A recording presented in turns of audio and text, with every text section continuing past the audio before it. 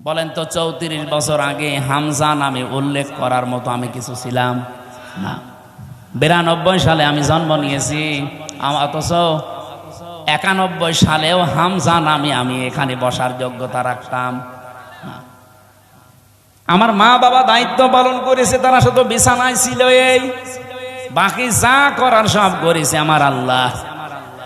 আল্লাহ বলেন, মায়ের রেহেমের ভেতরে বাবার এই বীর্যটা যখন দ্রুত গতিতে এখানে এসে হাজির হয়, কমপক্ষে এটা 40 দিন 40 দিন 40 দিন 40 পাল্টাতে থাকে। 120 দিনে আমি আল্লাহ এইটাকে কমপক্ষে 4-8টা জিনিস বানিয়ে ফেলি। আপনি যদি এখানে কম্পিউটার ভেড়াতেন, স্ক্রিন দিলে আমি একটা একটা করে আপনাকে দেখাতে পারতাম। বাবার এই নাপাক পানিটা দিয়ে আল্লাহ যে 4টা জিনিস বানায়, এটা সূরা তরিকের ভেতরে আছে। ফালিয়ানজুরিল ইনসানু মিম্মা খুলিকা মিম্মা দাফিকি ইয়াখরুজু মিন বাইনিস সুলবি ওয়াত তারাইব। এক একটা শব্দ যদি ভেঙে ভেঙে আপনি অর্থ করেন, দেখবেন সলবন 1 বচন দিয়েছেন, তারাইব দিয়েছেন বহু বচন। আমি এটা বাইবেল, কোরআন এবং সায়েন্স, ডক্টর মরিস বোকাইলের লেখা এই আয়াতের তাফসীর পড়তে গিয়ে উনি খুব সুন্দর করে বিজ্ঞানের ব্যাখ্যা দিয়েছেন। পড়ার পরে আমার মনে হচ্ছিল এতদিন আমি যেভাবে পড়েছিলাম, এটা পড়ি কোরআন শরীফ একেবারে হাতে কলমে জিবরাইল আমারে শেখাচ্ছে। বাবার এই নাপাক পানিটা যখন যেতে থাকে, বিজ্ঞান এখন দেখাচ্ছে কম্পিউটার দিয়ে কমপক্ষে 40,000 হামজা তৈরি হওয়ার ক্ষমতা রাখে 1 ফোঁটা বীর্য। মায়ের জরায়ুর যে দেওয়াল আছে, এখানে ধাক্কা লেগে হয়তো অনেকে পড়ে যায়, যেতে পারে না ওই রেহেম পর্যন্ত। হয়তো কারো 1টা যায়, 2টা যায়, 5টা যায়। এই পৃথিবীতে 13টা পর্যন্ত সন্তান জন্ম দিয়েছে এক মহিলা ক্যালিফোর্নিয়ায়। এর উপরে আর কেউ পারে নাই। বলেন তো 40,000 মানুষ একটা ফোঁটার ভেতরে আমার আল্লাহ লুকিয়ে রেখেছে। যদি মায়ের পেটে জায়গা থাকতো, আমার আল্লাহ 40,000 সন্তানই ওখান থেকে বের করত। আমি ওই দিন থেকে যে প্রতিযোগিতা আরম্ভ করেছি, আমাকে কেউ হারাতে পারে নাই। আমার নিজেরই ভাই বোন কিন্তু 40,000-এর ভেতরে মাত্র আমি হামজা একা বেঁচেছিলাম। বাকি 39,999 জন সব ওই দেওয়ালের সাথে ধাক্কা লেগে মরে গেছে। আল্লাহ পাক ওখানে আমাকে নিয়ে প্রথম 40 দিনে সুম্মা খালাকনান নুতফাতা আলাকাতান ফাখালাকনাল আলাকাতা মুদগাতান ফাখালাকনাল মুদগাতা ইযামা ইলা আখিরি আয়াত সূরা মুমিনুনের ভেতরে আছে। আল্লাহ পাক বলেন, আমি নিজে ওইটা দিয়ে 4টা জিনিস বানাই: চুল, রগ, হাড় আর পর্দা। আর মায়ের রেহেমের যে কারারিম মাকিন বলা হয়, যেখানে হাতের স্পর্শ লাগে না, এই জায়গায় একটা থলি আছে, নাপাক পানির থলি। এইটা দিয়ে আমি আল্লাহ 4টা জিনিস বানাই: রক্ত, গোশত, চর্বি আর চামড়া। 4-8টা জিনিস এক হয় 120 দিনের ভেতরে। তখন আমি আল্লাহ নিজের পক্ষ থেকে কমপক্ষে 5টা জিনিস আমার বান্দার জন্য দান করি। ওয়াজআলা লাকুমুস সামআ ওয়াল আবসারা ওয়াল আফইদা ইলা আখিরি আয়াত। এই তথ্যটা আছে সূরা নাহলের ভেতরে 14 নম্বর পারা, 14 নম্বর পৃষ্ঠা, 13 নম্বর লাইনের 78 নম্বর আয়াতের মাঝের অংশে আছে। আল্লাহ বলেন, শ্রবণ শক্তি, দর্শন শক্তি, বাক শক্তি, আকেল শক্তি আর ঘ্রাণ শক্তি, এই 5টা আমি আল্লাহ আমার রব নামের কারণে তোরে ভিক্ষা দিয়েছি। যদি একটা কম দিতাম, দুনিয়ায় তুই আসতিস, কিন্তু পূর্ণাঙ্গ হয়ে না, অপূর্ণাঙ্গ হয়ে। বলেন তো, রব নামের কারণে যে 5টা জিনিস আল্লাহ দয়া করে আমারে দিলেন, যদি দর্শন শক্তি না দিত, তাহলে আমি আসতাম কিন্তু কানা হয়ে। অনেক কানা মানুষ আসে না? বলেন বলেন। আল্লাহ পাক যদি বাক শক্তি না দিত, কথা বলা, তাহলে আমি আসতাম কিন্তু বোবা হয়ে। আমাকে যদি আল্লাহ শ্রবণ শক্তি না দিত, আমি আসতাম কিন্তু কালা হয়ে। যদি আকেল শক্তিটা না দিত, আসতাম কিন্তু পাগল হয়ে। অনেক পাগল আসে না? তখন আমাকে স্বাভাবিকভাবে স্টেজে ওঠা দূরের কথা, প্রধান অতিথি, বিশেষ অতিথি, ওসি সাহেব দূরের কথা, মানুষ বলতো নাম, এখান থেকে কানা, পাগল, স্টেজের ধারে পাশেও পাগল কানারে আসতে দিত।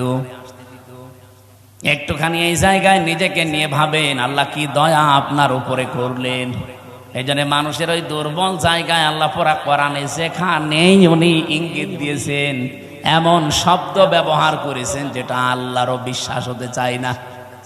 সূরা বাকারার 27 নম্বর আয়াতে দেখবেন, 28 নম্বর আয়াত, আল্লাহ রাব্বুল আলামিন বলেন, কাইফা তাকফুরুনা বিল্লাহি ওয়া কুনতুম আমওয়াতান ফাআহইয়াকুম সুম্মা ইউমীতুকুম সুম্মা ইউহয়ীকুম সুম্মা ইলাইহি তুরজাউন।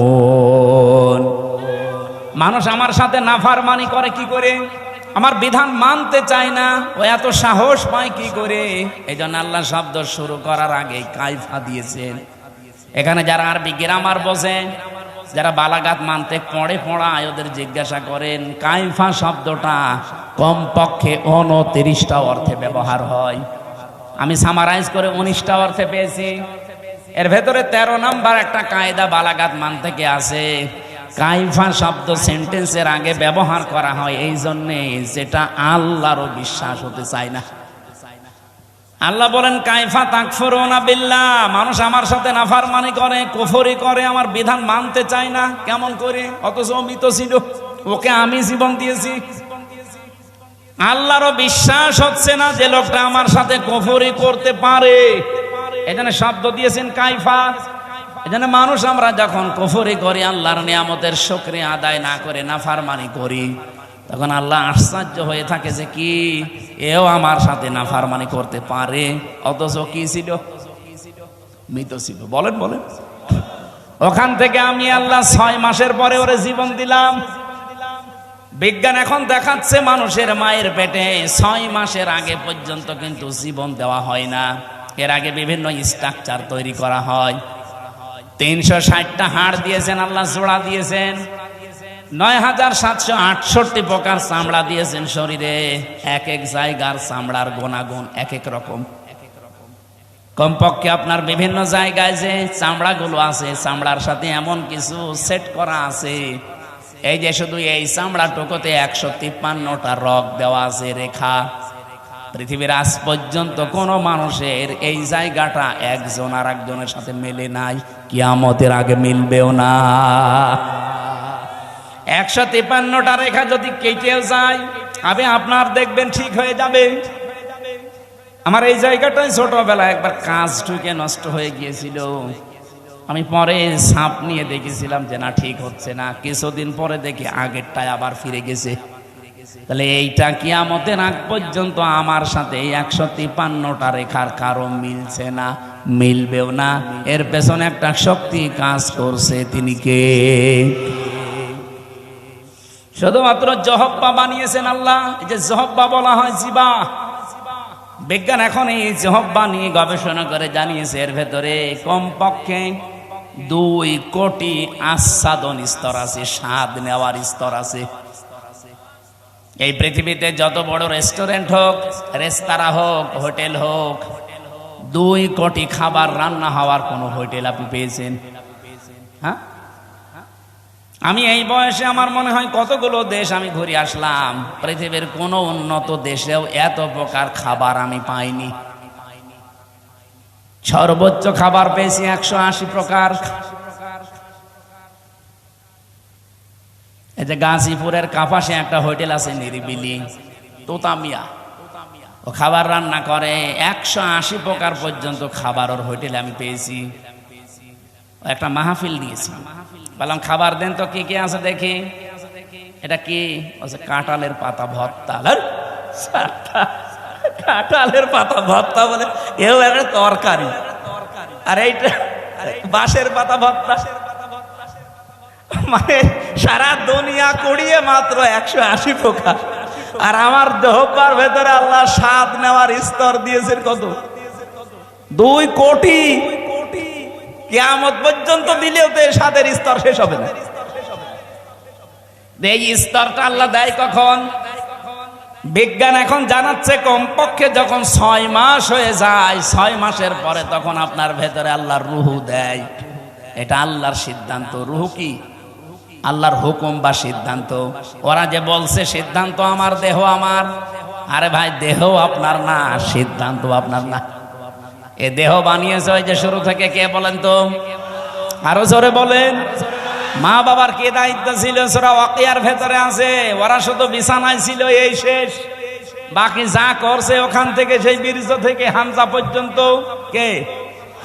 6 মাস পরে যখন ক্ষুধার উদ্রেক দেখা দেয়, আল্লাহ পাক তখন নিজে খাবার সরবরাহ করার জন্য, তার যে রাজ্জাক নামটা আছে, ওই রাজ্জাক নামের কারণে দুনিয়ার কোনো খাবার দিলে তো আপনি হজম করতে পারবেন না, কারণ আপনার দাঁত নেই।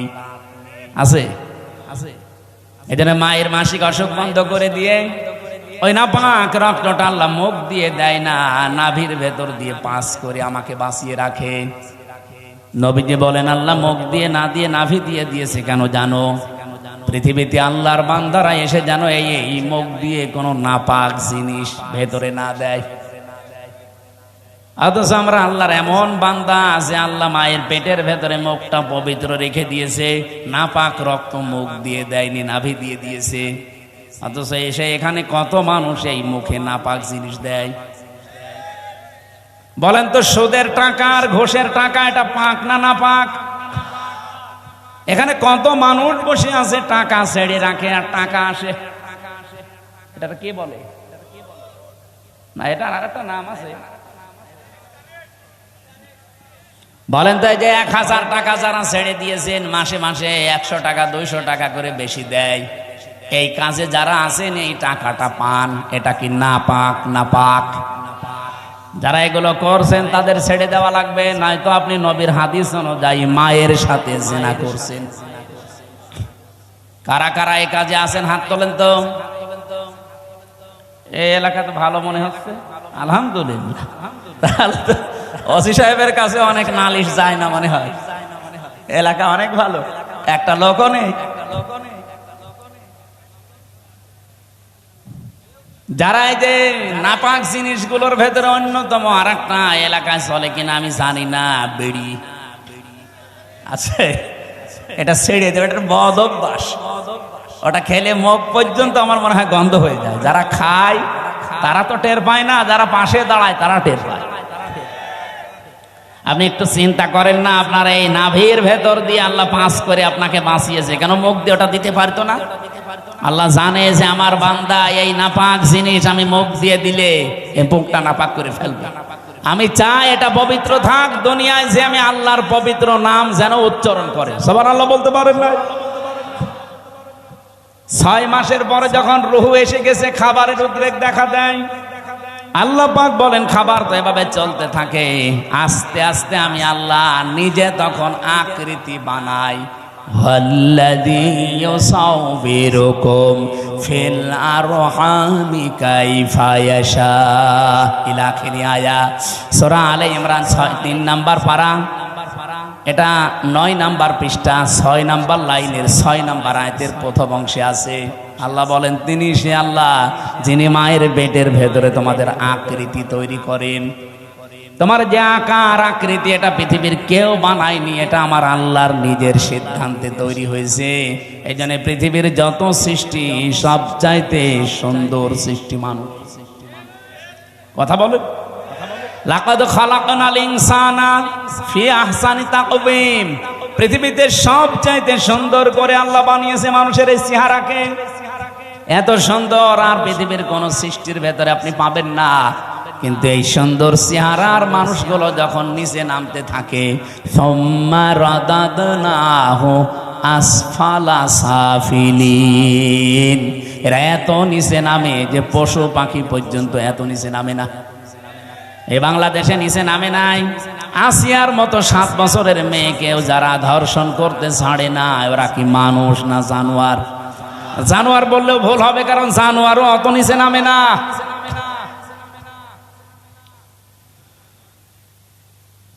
কোরআনে কারিমের সূরা এটা বানি ইসরাইলের ৭০ নম্বর আয়াতের প্রথম অংশে আছে, ১৫ নম্বর পারা ৮ নম্বর পৃষ্ঠার প্রথম নাম্বার লাইনে আছে। এটা আমি শিক্ষা দেওয়ার জন্য বলছি। ওয়ালাকাদ কাররামনা বানি আদম, আল্লাহ পাক বলেন বনি আদম সন্তানকে আমি আল্লাহ সম্মানিত করেছি। কে? আরো জোরে। বনি আদম সন্তান হলেই হবে, সে কোন ধর্ম মানে ওটা তার ব্যাপার, কিন্তু বনি আদম সন্তানকে আমি সম্মান দিয়েছি। আল্লাহ এখানে বলেন না যে আমি মুসলমান সন্তানকে সম্মান দিয়েছি, না। বনি আদম সন্তান যারা মানুষ পদবাচ্চা বিবেচিত যারা, তাদের সম্মান দিয়েছে কে? কিন্তু দুঃখজনক হলেও সত্য, এই বাংলাদেশে এই সম্মানিত সৃষ্টি মানুষের সম্মান নিয়ে সবচাইতে বেশি সিনিমিনি খেলা হয়েছে। ৫৪ বছর তো বটে, ১৫.৫ বছর আরো বেশি। আমরা চাই আগামীতে এই সম্মানিত সৃষ্টি আল্লাহ যাদের সম্মান দিলেন, এই বনি আদম সন্তানের সম্মান নিয়ে কেউ যেন সিনিমিনি খেলতে না পারে। আমার কথার অর্থ আপনি বুঝেছেন? আপনি না বুঝলেও এরা বুঝেছে। আগামীতে কেউ যেন এদের সম্মান নিয়ে সিনিমিনি খেলতে না পারে, সেই ব্যবস্থা করা লাগবে। যারা এই ব্যবস্থা ভেঙে দিয়েছিলেন, ওইটা আবার জোড়াতালি দেওয়া লাগবে। আল্লাহর কথা তো অনেক ওজন, আপনি টের পাননি, আমি অনেক ভেতরে চলে গেছি। এই সম্মানিত সৃষ্টির সম্মান আমরা চাই, এদের শান্তি, স্বস্তি, নিরাপত্তা, কল্যাণ আমার আল্লাহর পক্ষ থেকে। যে মানুষগুলো তাদের ঈমানের সাথে শিরিক এবং জুলুম মিশ্রণ করবে না, তাদের জন্য। জুলুম কি? যেই জিনিস যেখানে রাখা দরকার ওইটা ওই জায়গায় না রেখে অন্য জায়গায় রাখার নাম জুলুম। এই যে মাথার এই টুপিটা থাকা দরকার মাথায়, এটা যদি কেউ পায়ের কাছে রাখে, টুপির সাথে জুলুম। এই কথা বলছেন না কেন? আমার স্যান্ডেল আমি পেছনে রেখে দিয়েছি, এটা থাকার দরকার পায়ের কাছে, এটা যদি আমি মাথায় নিয়ে বসে থাকি, এটা এই স্যান্ডেলের উপরে জুলুম। কারণ যেখানে যার স্থান ওইটা ওই জায়গায় রাখা লাগবে। আল্লাহ পাক এই কোরআনকে পাঠিয়েছেন এই পৃথিবীর ময়দানে সবচাইতে উঁচু জায়গায় রাখার জন্য। আর বাংলাদেশে সবচাইতে উঁচু জায়গা এখন সংসদ। এক কথা বলছেন, আমরা চাই এই কোরআন সংসদে যাক। অধ্যাপক মুজিবুর রহমানের মতো মাত্র ৩০০ এমপির ১৫১ জন যদি সামনে এই নির্বাচনে কোরআন বুকে নিয়ে যেতে পারে, এটা উপরে উঠে যাবে। কি এই কথা বলে না কেন? ৩০০ জন লাগবে না, মাত্র ১৫১ জন অধ্যাপক মুজিবুর রহমান আমরা চাই, যারা কোরআন বুকে নিয়ে যেতে পারবে। আর সংসদের প্রথম অধিবেশনে তারা বিল আনবে। মাননীয় স্পিকার, আমরা নামাজের আর যাকাতের বিল চাই।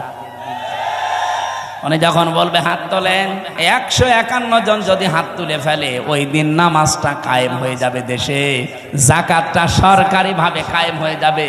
তখন আর নামাজের ওয়াজ, যাকাতের ওয়াজ করা লাগবে না। ভালো কাজগুলো সব আইন পাশের মাধ্যমে চালু হয়ে যাবে।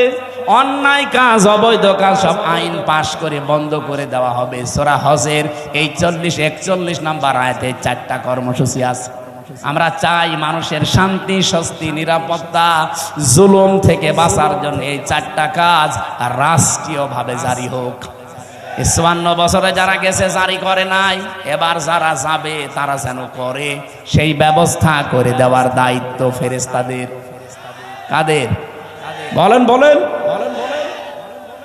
আমি যে আয়াতের শেষ অংশ পড়েছিলাম এই সংক্রান্তই আমি এসেছি এবার জায়গা মতো। আল্লাহ পাক বলেন, কাবুর আলাল মুশরিকিনা মা তাদউহুম ইলাই। আমি এই কমিশনের এটা বাদ দিয়ে দিলাম।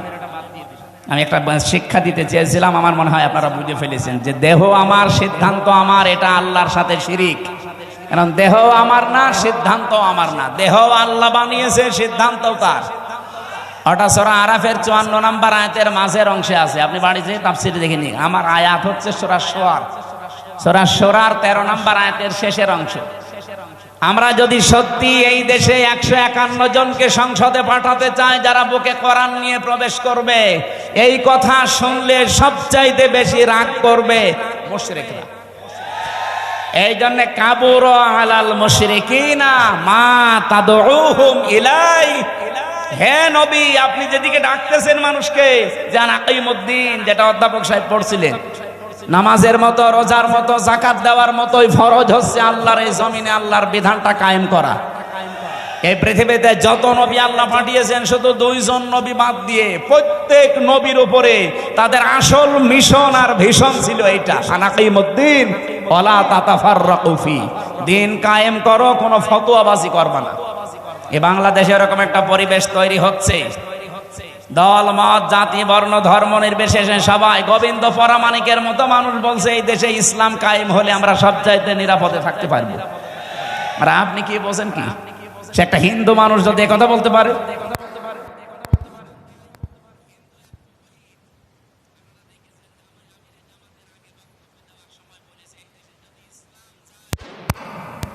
অন্যান্য ধর্মের মানুষেরা সবচাইতে বেশি নিরাপত্তায় থাকতে পারবে, তারা অলরেডি এখন বুঝে ফেলছে। এই জন্য আমাদের জীবনের সব ফরজের বড় ফরজ এইটা হাতে নেওয়া দরকার। দিন যতদিন কায়েম না হবে ততদিন আমাদের স্বস্তি নেই। এটা কারো কাছে যদি রাজনীতি মনে হয়, হ্যাঁ এটাই আমাদের রাজনীতি। এটা যদি কারো কাছে মনে হয় যে এটা ধর্ম ব্যবসা, হ্যাঁ এটাই আমার ধর্ম ব্যবসা। কারো কাছে যদি মনে হয় এটা দুনিয়ার কাজ, হ্যাঁ এটাই আমার দুনিয়ার কাজ। কারণ আমার এই কাজ দিয়ে আমি আখেরাত তৈরি করতে চাই। আমি একা না, আমার চাইতে বড় বড় যারা, আপনি তাকান, শারা লাকুম মিনাদ-দ্বীন মা ওয়াসা বিহি, ওয়াসা মানে কি? শক্তিশালী উপদেশ।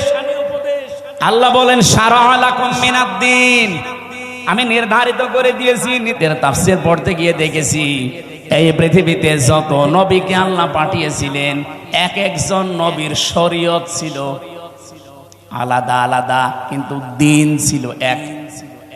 আমার কথা বোঝেন? পৃথিবীর যত নবীকে আল্লাহ পাঠালেন প্রত্যেকটি নবীর দিন ছিল এক, কিন্তু শরীয়ত আলাদা আলাদা। এটা বোঝাতে গিয়ে আমি তাফসীরে একটা উদাহরণ পেয়েছি। এই এদিকে তাকান, একজন বাড়িওয়ালা 5 জন কর্মচারী রেখেছে, এক একটা কর্মচারীর কাজ আলাদা আলাদা। মালিক কয়জন? আরো জোরে। কিন্তু কাজ যাদেরকে 5টা কর্মচারী আলাদা আলাদা দিয়েছে, প্রত্যেকটা অর্ডারের উপরে মালিকের যেহেতু হুকুম আছে, প্রত্যেকটা হুকুমের দাম আছে না নেই? তারা তো প্রত্যেকেই মালিকের কর্মচারী, কাজ এক একজনকে এক একটা ভাগ করে দিয়েছে। কেউ বাজার করবে, কেউ বাড়ি ঘর ঝাড়ু দেবে, কেউ দারোয়ানিতে করবে। আল্লাহ পাক বলেন আমি মালিক, আমি দিন একটাই পাঠিয়েছি, কিন্তু এক এক নবীর শরীয়তে জীবন বিধানের ভেতরে আলাদা আলাদা নিয়ম দিয়েছিলাম। আমাদের নবী মুহাম্মদ রাসূলুল্লাহকে আল্লাহ যে শরীয়ত দিয়েছেন, আদমকে সে শরীয়ত দেয়নি। হযরত ঈসাকে যে শরীয়ত দিয়েছে, মুসাকে সেটা দেয়নি। কিন্তু লক্ষণীয় বিষয় একটা, যত নবী এসেছে দিন সবার কিন্তু এক ছিল, আর সবাইকে আল্লাহ নির্দেশ দিয়েছে আনাকিমুদ্দিন, দিন কায়েম করো। তাফসীরে আমি 2টা জিনিস এখান থেকে আরো ফলো করে পেয়েছি। এইদিকে তাকান, দিন যতদিন পর্যন্ত কায়েম না হবে তোমার ব্যক্তি, পরিবার, সমাজ, রাষ্ট্র, এলাকায়, আবার শুনুন, দিন যতদিন কায়েম না হবে তোমার এলাকায়, তোমার ব্যক্তিতে, পরিবারে, সমাজে, রাষ্ট্রে, যতদিন পূর্ণাঙ্গ দিন কায়েম করা সম্ভব হবে না, ততদিন পর্যন্ত যতটুকু দিন আছে অতটুকুই টিকিয়ে রাখার জন্য চেষ্টা করা লাগবে। না আমি বোঝাতে পারিনি, এটা একটু কঠিন। দিন এখনো বাংলাদেশে যেহেতু কোরআনের 500 আইন আছে, একটাও কায়েম নেই। আছে? হ্যাঁ, কিছু কিছু আছে হালকা। এই যে পারিবারিক আইন, যেটা বিবাহ শাদী, এটা ইসলাম দেখেই হয়। আমাদের জমি জায়গা বন্টন, এটা ইসলাম দেখেই হয়। এক কথা বলছেন এখানে, নাকি অন্য কোনো নিয়ম নীতি মেনে করি আমরা? হ্যাঁ, সে ব্যক্তিগত কিছু মানুষ আলাদা আলাদা করতে পারে, সেটা আলাদা, কিন্তু আমরা অধিকাংশ মানুষ অন্তত পারিবারিক জীবনী আইনগুলো এখনো আছে। তাহলে যতদিন পর্যন্ত পূর্ণাঙ্গ দিন এই দেশে কায়েম না হবে, ততদিন পর্যন্ত অন্তত যতটুকু দিন আছে এইটাকেই টিকিয়ে রাখার জন্য চেষ্টা করা লাগবে। এখন সেইটাও যদি হাত ছাড়া হয়ে যায়, ওরা যে 318 পৃষ্ঠার রিপোর্ট দিয়েছে, পুরাটা পড়ে আমি নিজের এই ছোট মাথায় পেয়েছি প্রায় 13টা কোরআনের আয়াত ওরা পাল্টিয়ে ফেলেছি। এগুলো মানলে নাকি অবিচার হবে, বৈষম্য হবে। ইসলাম মানলে যদি বৈষম্য হয়, তাহলে কোন ধর্ম মানলে বৈষম্য দূর হবে বলেন তো দেখি? পৃথিবীর অন্যান্য ধর্মের কিতাবগুলো একটু টাচ করেন। ইহুদিদের ধর্ম আছে, খ্রিস্টানদের ধর্ম আছে, এই মুশরিকদের ধর্ম আছে, বৌদ্ধদের ধর্ম আছে। এদের ধর্মীয় গ্রন্থগুলো যতটুকু পারেন পড়েন। আমি বিশ্ববিদ্যালয়ে থাকাকালীন একটু টাচ পেয়েছিলাম। ওরা সবগুলো জায়গায় বৈষম্যের শিকার করে আছে।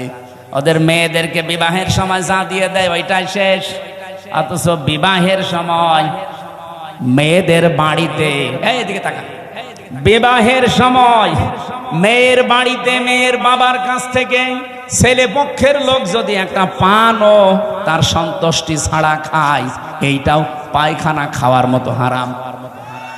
যেটা আমরা এই যে বরযাত্রী বলে চালিয়ে দেই, কোথায় পেয়েছেন ভণ্ডামি?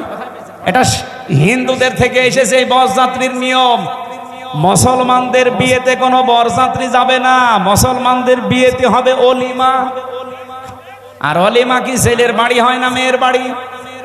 হ্যাঁ, ছেলের বাড়ি। এলাকায় কি বরযাত্রী দেওয়ার সিস্টেম আছে? এটা বন্ধ করা লাগবে। কোন বাড়িতে এখন আর বরযাত্রী যাওয়া যাবে না, কারণ মেয়েদের সম্মান মর্যাদা নবীজি নিজে এত বাড়িয়ে দিয়েছেন। বিশ্বনবী যতগুলো বিয়ে করেছিলেন তার চারটা মেয়ে তিনি বিয়ে দিয়েছেন, একটাকেও তিনি বরযাত্রী খাওয়াননি। উনি করেছেন নিজে অলিমা, জামাইদেরকেও করিয়েছেন অলিমা।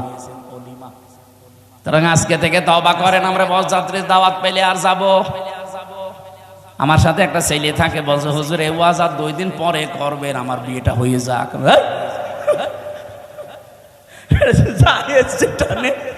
জায়েজ নেই তো জায়েজ নেই, ওইটা আমি জায়েজ করবো মানে? আজকে থেকে হারাম। এতদিন নাই না জেনে খেয়েছি, এখন আমরা আর খাবো? বরযাত্রী যাবেন? অলিমা করেন, আমি রাজি আছি। দরকার হয় 5 দিন ধরে খাওয়ান, অসুবিধা নেই। সম্মানিত মা বোনেরা, আপনাদের এই জায়গায় নারী কমিশন হাত দিয়েছে। কত সম্মান আল্লাহ কোরআনে কারিমে নবীজির হাদিসে সূক্ষ্ম ভাবে আল্লাহ দিয়েছেন। যদি আপনার নিজের সম্মান আপনি বুঝতেন, নিজের এই মর্যাদা ফিরে পাওয়ার জন্য আন্দোলন করতেন। আর ওরা কি কমিশন বানিয়েছে, নারীদের আরো ঠকিয়েছে। ওরা বলে যৌনকর্মী যারা, তাদেরকে শ্রমিকের মর্যাদা দেওয়া লাগবে। ওরা শ্রমিক হয় কি করে? তাহলে কালকে তো ঢাকায় তো এসে পুলিশকে বলবে যে ভাই স্যার আমরাও শ্রমিক, আমাদেরও কম কষ্ট নেই ডাকাতি করতে। কি ডাকাতি করা কষ্ট না? তারাও তো তাদের কাজের স্বীকৃতি চাইবে ইউনূস সাহেবের কাছে, যে আমাদেরকেও স্বীকৃতি দেন, আমরাও শ্রমিক, আমাদেরও ঘাম ঝরে। এটা না করে যদি ওনারা, এই যে 1 লক্ষ যৌনকর্মী আছে সারা বাংলাদেশ মিলে, সরকারি জরিপ, এই 1 লক্ষ মানুষকে, ওই মানুষগুলো সরকারি ভাবে যারা টাকা বিভিন্ন জায়গায় ব্যাংকে পড়ে থাকে, ছাতা পড়ে যায়, কেউ জানে না, ওই টাকাগুলো নিয়ে নেন। জাকাতের মাধ্যমে হোক, এককালীন দানের মাধ্যমে, জোর করেই নেন। দরকার টাকা পড়ে থাকবে কেন? কাইলা ইয়াকুনা দৌলাতাম বাইনাল আগনিয়াই মিনকুম, আল্লাহ বলেন আমি চাই না এক জায়গায় অর্থ সম্পদ টাকা পয়সা জমা হয়ে থাক, এটা ছড়িয়ে যাক, এটা কাজে লাগুক। সুতরাং এই টাকাগুলো আমার মনে হয় রাষ্ট্রীয়ভাবে সব আদায় করে 1 লক্ষ মেয়েদের পুনর্বাসন করা দরকার। কে কথা বলেন না কেন? হয় ওদের 2টা করে গরু কিনে দেন, 5টা ছাগল কিনে দেন, অথবা সেলাই মেশিন কিনে দেন, এমব্রয়ডারি করার জায়গা করে দেন। ওরা নিজেরা হালাল কর্মজীবন তৈরি করে সংসার করে দুনিয়ায় সম্মানের সাথে বেশি থাক। খুব বেশি না, মাত্র 1 লাখ আছে সারা বাংলাদেশ মিলে। গোপনে গোপনে যেগুলো আছে ওগুলো বাদ দিলাম। এই কাজ আপনারা কোন নিয়মে লিখলেন? এটা কোরআনের বিরুদ্ধে আছে, এমনকি মানব অধিকারেরও বিরুদ্ধে। যারা এই যে রাজবাড়ী গোয়ালন্দ ঘাটে যারা কাজ করছে, যশোরে কাজ করছে, নারায়ণগঞ্জে কাজ করছে, এই মানুষগুলো যারা যায় এখানে, এরা কি মানে নিয়ম নীতি মেনে যায়? আপনারা ওসব বুঝবেন না, আপনাদের বলার দরকার। এই কাজগুলো যারা করছেন, কিছুদিন পরে দেখবেন এদের এইডস হবে। আপনি তো একটা জাতিকে ধ্বংস করার রাস্তায় নামিয়ে দিচ্ছেন। আমি আরো নিচে নামতে পারতাম, নামলাম না। বাস্তবতা এইটাই, মেয়েদের যে সম্মান ওরা আসলে বোঝে না। ওরা নিজেরা তো আমার মনে হয় মেয়ে না। ওদের 10 জনের চেহারা দেখলাম টিভির পর্দায়, একটাকেও আমার মেয়ে মনে হয় না। মেয়েদের তো একটা কাটিং কুটিং থাকে, কোন কাটিং এর মেয়ে লোক?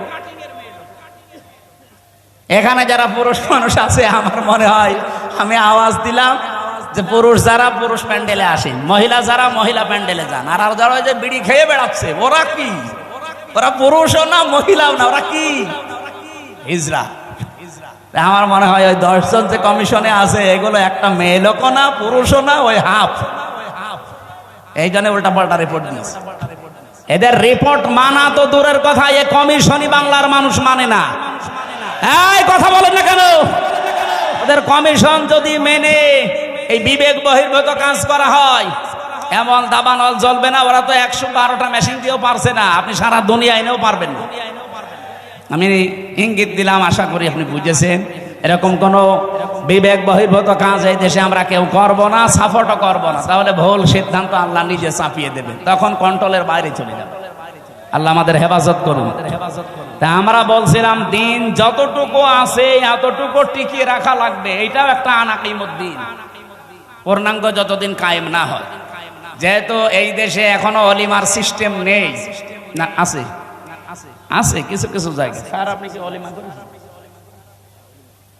এনে একজন করি, এছাড়া অনেক করি, অনেক বড় চাকরি দান্দায় আছে। আমিও তো ওনার মতো, আমি বেশি মানুষ নেইনি, মাত্র 7-8 জন নিয়েছি। শ্বশুরকে বলেছি দরকার 170 জন খাওয়িয়ে দেবো। এই সময় তো বুঝতাম না। আমরা এখন যেহেতু বুঝে ফেলি।